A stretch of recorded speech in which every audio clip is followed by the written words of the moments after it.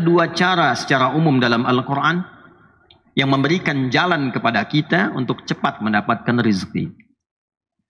Jalan pertama secara cepat, dimudahkan semua aksesnya, dimudahkan urusannya. Wa yarzuqhu min haitsu la yahtasib. Bahkan urusan rezeki pun kata Allah dikirimkan dari sisi yang tidak dia duga. Ini rumus untuk orang tua. Kalau ingin dimudahkan rezekinya di keluarga, untuk orang tua, bapaknya, ibunya, kakeknya, neneknya, bahkan saudaranya, maka siapapun tanpa kecuali, tidak peduli besar, kecil, laki-laki, perempuan, tua, muda, siapapun dia, bagaimanapun status sosialnya, kata Allah, ada masalah apa? Allah mudahkan. Bahkan ada orang yang sebelum menjalani kegiatan, Allah mudahkan sehingga seakan-akan tidak ada masalah. Hadirin sekalian, di antara yang paling banyak didambakan dalam kehidupan dan juga dapat menjadi potensi perdebatan, pertikaian, perselisihan, dan bahkan datangnya serta hadirnya konflik adalah hal terkait dengan rezeki. Setiap orang sangat berharap menginginkan rezeki yang mudah. Setiap orang sangat mendambakan datangnya rezeki yang begitu melimpah. Baik itu harta benda, uangkah, rumahkah, kendaraankah, pakaiankah, makanankah, sandang, pangan, papan, pun demikian dengan keturunan, pun demikian dengan ketenangan, kedamaian, dan lain sebagainya. Demi itu kita bekerja, bahkan ada yang mengatakan kerja begitu keras. Demi itu kadang sebagian orang berselisih, ada yang saling menyingkirkan, menyungkurkan, menjatuhkan, hanya untuk mendapatkan apa yang didambakan. Untuk itulah kemudian Allah Subhanahu wa ta'ala memberikan informasi yang tegas kepada setiap hambanya untuk diketahui, bahkan sebelum rezeki itu dicari. Dan Allah berikan pelajaran besar bahkan sejak kita dalam kandungan ibunda kita, tanpa mencari, tanpa berselisih, tanpa protes, tanpa bekerja keras, Allah Subhanahu wa ta'ala menganugerahkan rezeki bahkan dari sisi yang tidak diduga.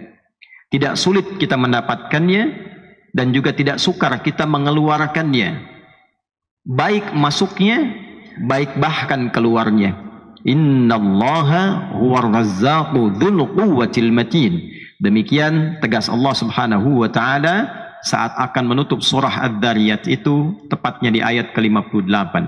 Innallaha, sungguh Allah itu menegaskan, war razzaqu, dialah yang maha mengatur, memberikan rizki, dzul quwwatil matin, memiliki kekuatan yang nyata untuk mendatangkan, mengalirkan, mengatur dan memberikan ruang-ruang terbaik untuk hambanya. Walladzi qaddara fahada, menentukan rizki bagi setiap hambanya, berapa jumlahnya, apa yang kira-kira bermanfaat selama hidupnya sampai pulang, dan berikan petunjuk untuk mendapatkannya sehingga nyaman dengan itu sampai kembali kepada Allah Subhanahu wa ta'ala. Allah yang menjelaskan, ini yang baik untukmu, ini yang buruk untukmu. Makan ini supaya engkau sehat dan baik.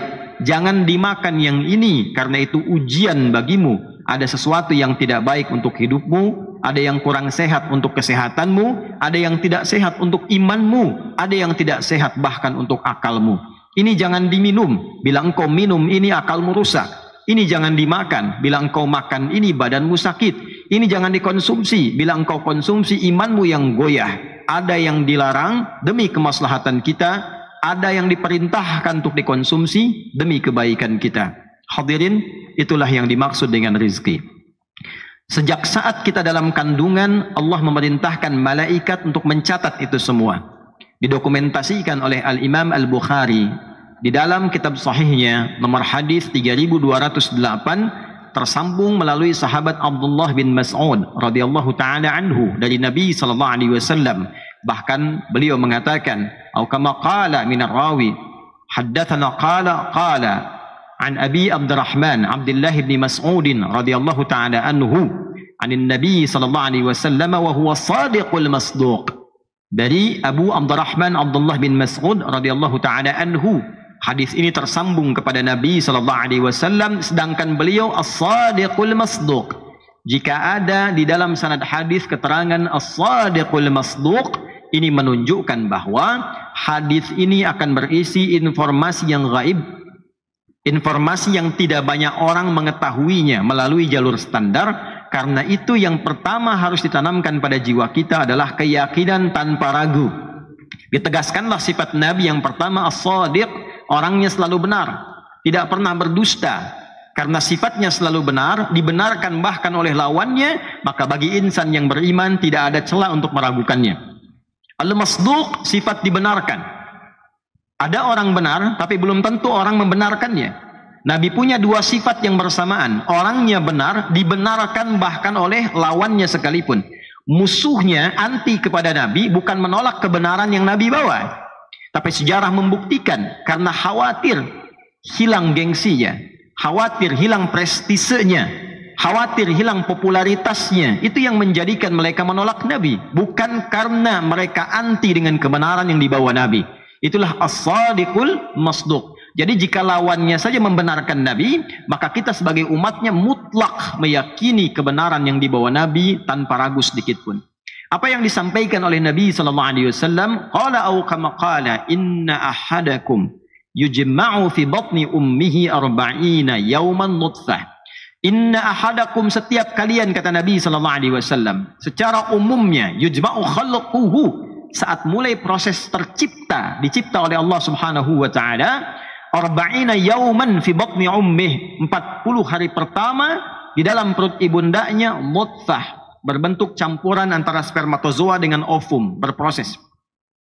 Thumma yakunu 'alaqatan mithla dzalik, kemudian 40 hari yang kedua berbentuk zigot yang telah menempel di dinding rahim.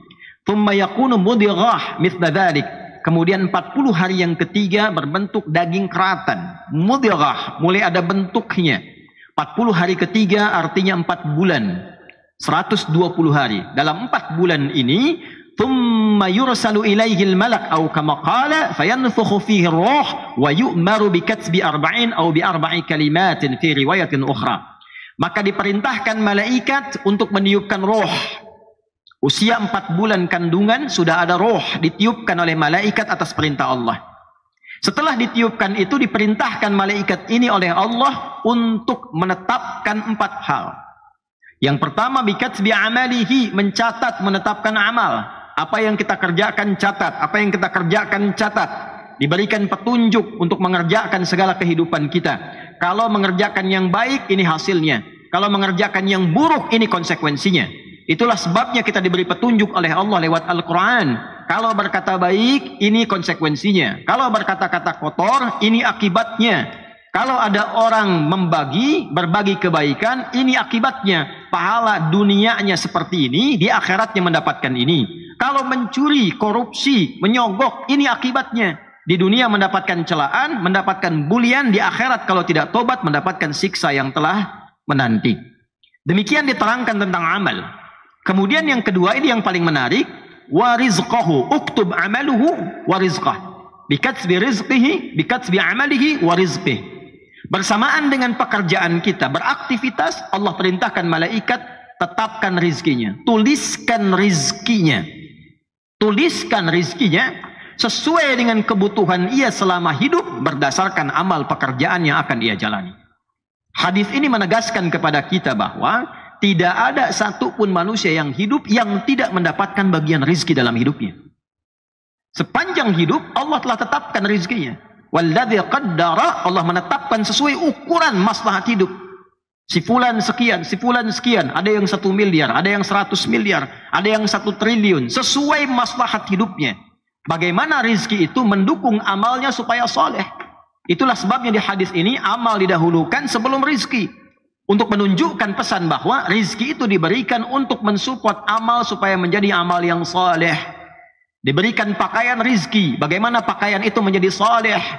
Dipakai sholat, dipakai baca Al-Quran, dipakai bekerja mencari yang halal, dipakai belajar. Rizki itu digunakan mendukung amal supaya saleh. Bukan untuk merusak amal. Beli baju dipakai untuk tawuran, beli baju dipakai untuk bikin hoax. Beli baju dipakai untuk maksiat. Ada orang yang sekarang beli baju untuk dibuka bajunya, dibuka auratnya. Bukan itu tujuan utama dalam rizki. Maka demikian kemudian Allah tegaskan, wa fis samai rizqukum wa ma tu'adun. Di surah Az-Zariyat surah 51 ayat 22 itu. Dan telah ditetapkan di langit rizki setiap kita, dan dijanjikan akan diberikan mengiringi amal perbuatan kita. Lapar, perbuatannya ingin makan, maka dikirimkan rizki supaya dimakan. Diatur mana yang menyehatkan, mana yang menyakitkan. Makanlah ini, tinggalkan ini. Itulah sebabnya Allah terangkan, ini makanan yang halal, ini makanan yang haram. Ada yang sifatnya untuk akal kita, supaya nggak banyak pikiran. Allah larang jangan korupsi, jangan mencuri. Karena kalau engkau makan dari hasil curian, pikiranmu terganggu, otakmu terganggu, jalan pikiranmu gelisah, tidak nyaman hidup. Itu yang membuat stres meningkat. Dan tidak jarang orang sakit bukan karena makanannya tidak enak, tapi cara mencarinya yang tidak benar. Ada makanan yang bisa merusak iman. Allah haramkan misalnya babi sebagai ujian. Allah haramkan makanan-makanan tertentu sebagai ujian. Akal bertanya masih bisa dijawab, karena memang tujuan ini diberikan oleh Allah sebagai ujian iman bagi kita. Dimakan, imannya yang rusak, akalnya belum tentu. Ada yang ketika dikonsumsi menyehatkan untuk akal, silahkan konsumsi, banyak makanan-makanan sehat. Tapi Allah larang, jangan makan yang ini, jangan minum yang ini. Allah larangkan khamar, Allah larangkan minuman keras, dilarang nyabu, dilarang narkotik. Kenapa? Merusak akal. Inilah pembagian pengaturan sesuai dengan maslahat hidup. Diberikan oleh Allah setiap hamba rizki yang tetap tidak akan tertukar sesuai dengan maslahat hidup kita. Walladzi qaddara, ditentukan oleh Allah, beda-beda setiap kita. Mungkin bisa sama dan mungkin bisa berbeda sesuai dengan maslahat hidup kita. Tapi kesimpulannya, kalau kita sudah diberikan teratur oleh Allah, maka jangan pernah kita merasa iri dengan rizki yang didapatkan oleh orang lain. Karena belum tentu ketika kita seperti si fulan, kita akan taat kepada Allah, akan maslahat hidup kita. Allah tetapkan kadarnya sekian, tiba-tiba si fulan mencuri, si fulan korupsi. Ketika diambil harta yang bukan haknya itu, itulah yang akan merubah maslahat menjadi maksiat. Maslahat menjadi maksiat karena di luar batas kewajaran, di luar apa yang telah Allah tetapkan. Pertanyaannya sekarang, ya Allah, dari rizki yang telah Engkau tetapkan itu, bagaimana cara kami mendapatkannya supaya dimudahkan rizki itu darimu untuk kami, maslahat penggunaannya, rahmat pengiringannya, dan diterima oleh Allah sampai pulang kepadanya untuk mendapatkan nilai-nilai hisab yang ringan dan surga yang berkah. Hadirin, ada dua cara secara umum dalam Al-Quran yang memberikan jalan kepada kita untuk cepat mendapatkan rizki. Jalan pertama secara cepat adalah jalan pendekatan kepada Allah sang pemilik rizki. Taqarrub ilallahir razzaq. Kita memiliki teori, orang yang punya kedekatan dengan sosok tertentu yang punya kuasa, maka aksesnya terbuka. Anda dekat dengan pejabat, punya akses, maka akses dibuka. Ingin apa? Mudah. Ingin masuk? Lancar. Ingin masuk ke tempat tertentu, kenal dengan pemiliknya, diberitahu penjaganya, ini saya kenal pemiliknya. Penjaga pun sudah kenal, mudah, tanpa periksa, akses gampang. Itu teori pertama. Maka dengan cara berpikir seperti itu, Al-Quran mengajak kita merenungkan dengan lebih dalam. Kalau engkau urusan dunia, cepat sekali berpikirmu, pintar sekali akalmu, cepat sekali kesimpulanmu, dekati dia, engkau akan dibuka aksesnya. Kenapa ketika urusan dengan Allah, cara berpikir seperti itu kemudian tidak menjadi mudah untuk ditampilkan? Sedangkan kita mengatakan orang beriman, yakin tanpa ragu. Kenapa kita tidak coba cara yang pertama? Dan Allah tegaskan, dekati Allah, sang pemilik rizki. Dekati Allah. Dan ketika kita bertanya bagaimana cara mendekati Allah, maka kalimat yang begitu mencengangkan terkait dengan bulan saat kita hadir kali ini, yaitu dengan cara peningkatan takwa. Mendekati Allah dengan cara meningkatkan takwa. Quran surah ke-65 di akhir ayat kedua sampai di awal ayat ketiga, bahkan menyambung ke keempatnya. Wa may yattaqillaha yaj'al lahu makhraja wa yarzuqhu min haitsu la yahtasib. Siapapun tanpa kecuali, tidak peduli besar, kecil, laki-laki, perempuan, tua, muda, siapapun dia, bagaimanapun status sosialnya, kata Allah, yang mau meningkatkan takwanya kepada Allah, mendekati Allah dengan amalan takwa, dekati Allah dengan takwa, yaj'al lahu makhraja. Allah berikan kemudahan dalam semua bagian hidupnya. Bahasa kerennya sekarang, diberi solusi dari semua problem kehidupan. Ada masalah apa? Allah mudahkan. Bahkan ada orang yang sebelum menjalani kegiatan, Allah mudahkan sehingga seakan-akan tidak ada masalah. Meningkat takwanya, aksesnya semakin dekat dengan Allah. Allah sang pemilik langit dan bumi dan segala isinya, pemilik alam semuanya, dimudahkan semua aksesnya, dimudahkan urusannya. Wa yarzuqhu min haitsu la yahtasib. Bahkan urusan rezeki pun, kata Allah, dikirimkan dari sisi yang tidak dia duga. Dikirimkan dari sisi yang tidak dia duga. Hadirin rahimani wa rahimakumullah. Salat kita meningkat.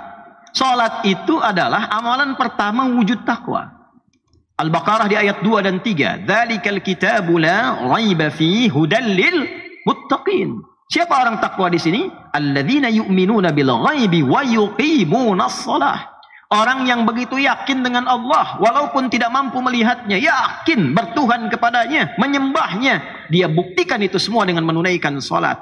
Di situ tulisannya di mushaf, alif, lam, shad, lam, wawu, fathah tegak di atasnya, tak marbutah, menunjukkan bentuk kuantitas yang banyak. Jam'ul jama', dia tambah fardunya, dia tingkatkan sunnahnya. Rawatib kerjakan, duha dikerjakan, tak terasa nambah salat kita. Coba dilihat, berpikir dengan jernih. Sebuah kisah yang singkat. Al-Quran itu begitu indah. Diberikan penjelasannya, diberitahu jalannya, diberitahu contohnya. Dan kalau dilihat dalam biografi, ketemu orangnya. Nyata betul. Maryam alaihissalam. Quran surah 3 Ali Imran di ayat ke-37. Maryam ini disiapkan oleh orang tuanya khusus untuk mendekati Allah. Ini rumus untuk orang tua.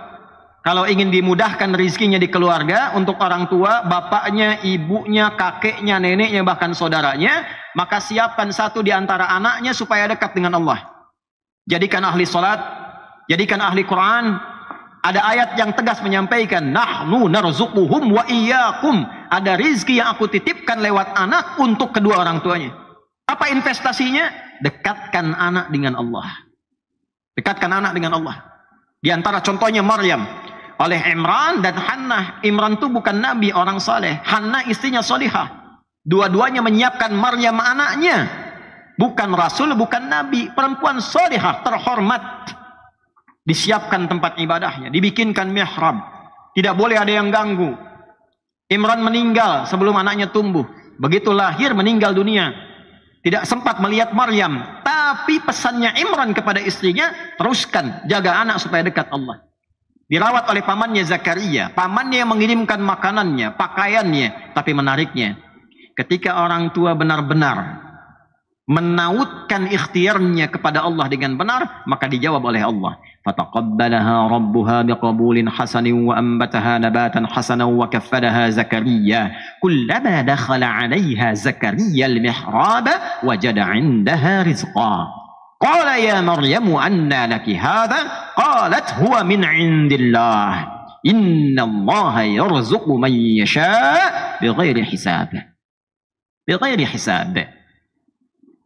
Aku terima, kata Allah, ikhtiar orang tua. Aku rawat. Kalau Allah sudah terima, Allah yang perhatikan. Dari mulai tumbuh sampai berkembang dewasa, bahkan sampai wafatnya.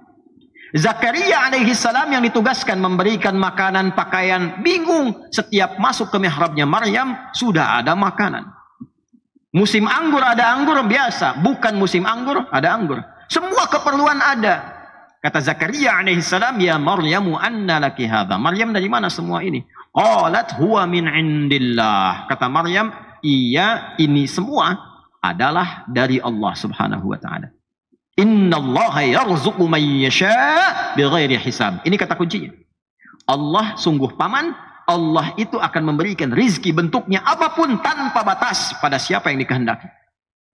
Rumus tafsir mengatakan begini. Kalau ada di Al-Quran kalimat man yasha', maksudnya masuklah pada golongan yang dikehendaki oleh Allah itu. Bukan ingin mengkhususkan, al-ibaratu bi umumil lafzi la bi khususis sababi. Hukum itu berlaku karena keumuman ayat, bukan khusus sebabnya. Jadi maksudnya kalau ingin seperti Maryam, maka lakukan amalan seperti yang dikerjakan Maryam, maka masuklah pada golongan yang dikehendaki oleh Allah. Dari mana taunya itu?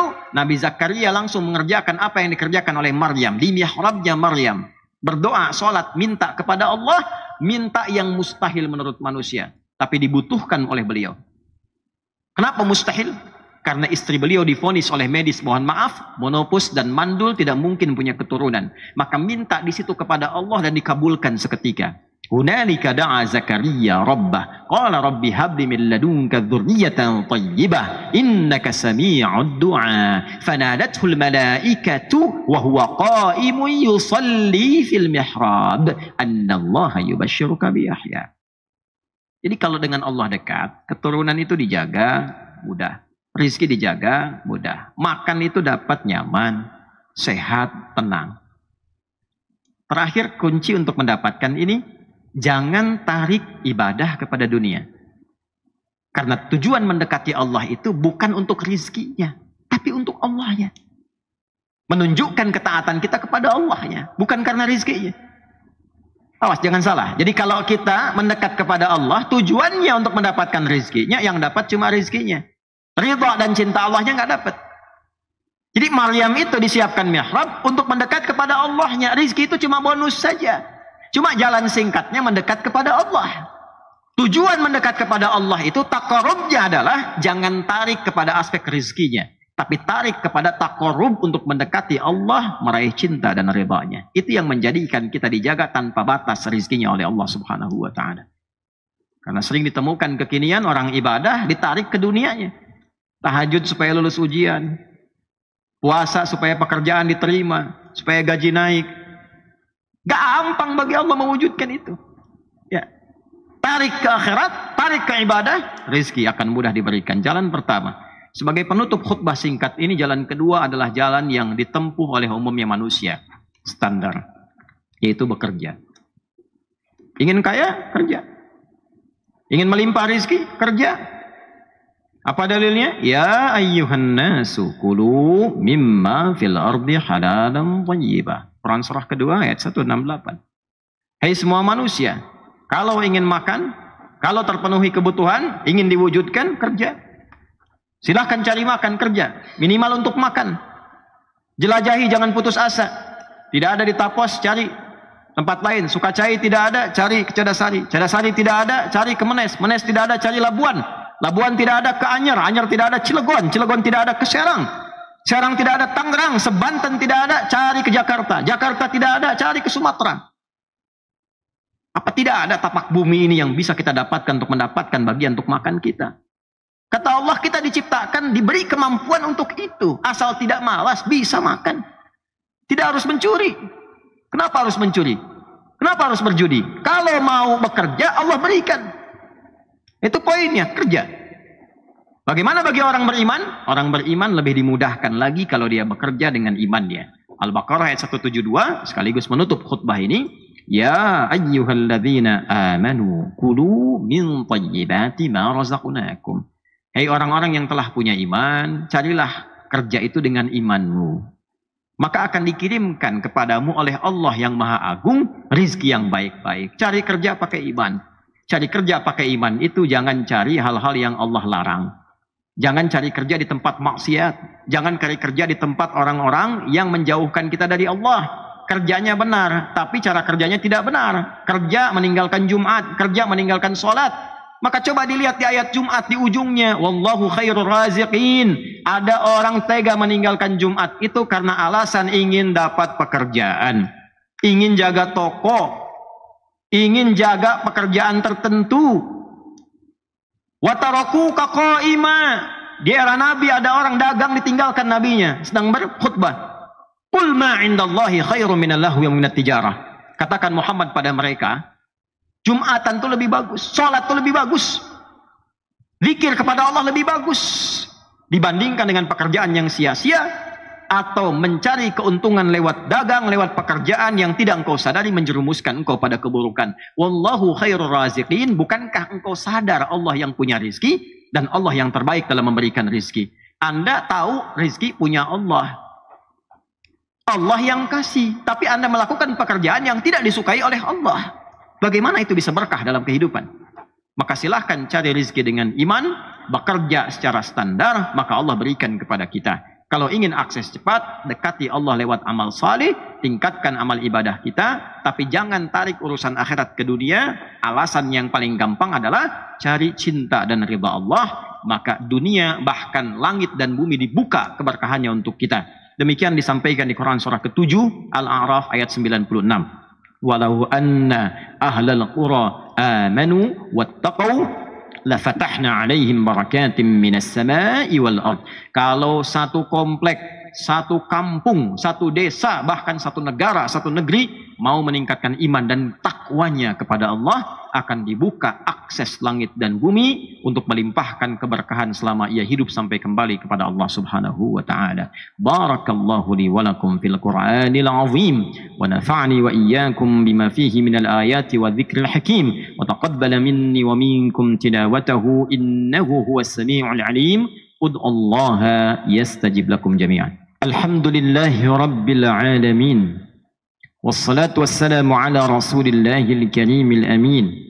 سيدنا محمد وعلى آله وصحبه أجمعين أما بعد فيا عباد الله أوصي نفسي وإياكم بتقوى الله فقد فاز المتقون فلا تموتن إلا وأنتم مسلمون فقال تعالى يا أيها الذين آمنوا اتقوا الله حق تقاته ولا تموتن إلا وأنتم مسلمون عباد الله عباد الله عباد الله لقد مدح ربنا رسول الله صلى الله عليه وسلم وأثنى ذلك على ملائكته فأمرنا بالصلاة على النبي صلى الله عليه وسلم كما صلى الله وملائكته فقال إن الله وملائكته يصلون على النبي يا أيها الذين آمنوا صلوا عليه وسلموا تسليما اللهم صل وسلم وبارك على حبيبك الكريم رسولك المصطفى الأمين سيدنا محمد وعلى آله وصحبه أجمعين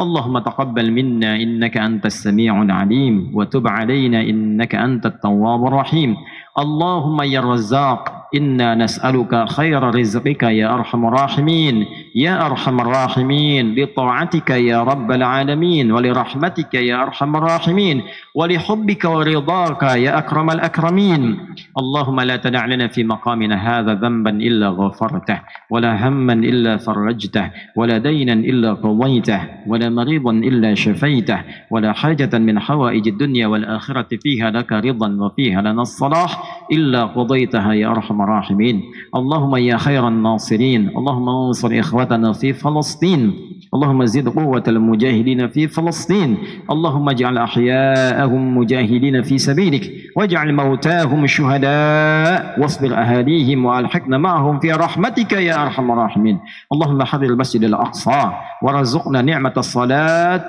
في مسجد الأقصى قبل مماتنا يا رب العالمين اللهم احفظ هذه البلاد المحبوبة أندونيسية واجعلها بلدة طيبة وأنت ترضاها واحفظ يا الله رئيسها واحفظ يا الله أمراءها واحفظ يا الله علماءها ألف يا الله شعبها جنبنا من التفرقة يا رب العالمين اللهم اكفنا بحلالك عن حرمك وأغننا بطاعتك عن معصيتك وبفضلك عن من سواك ربنا آتنا في الدنيا حسنة وفي الآخرة حسنة وقنا عذاب النار وصلى الله على سيدنا محمد وعلى آله وصحبه أجمعين وآخر دعوانا أن الحمد لله رب العالمين.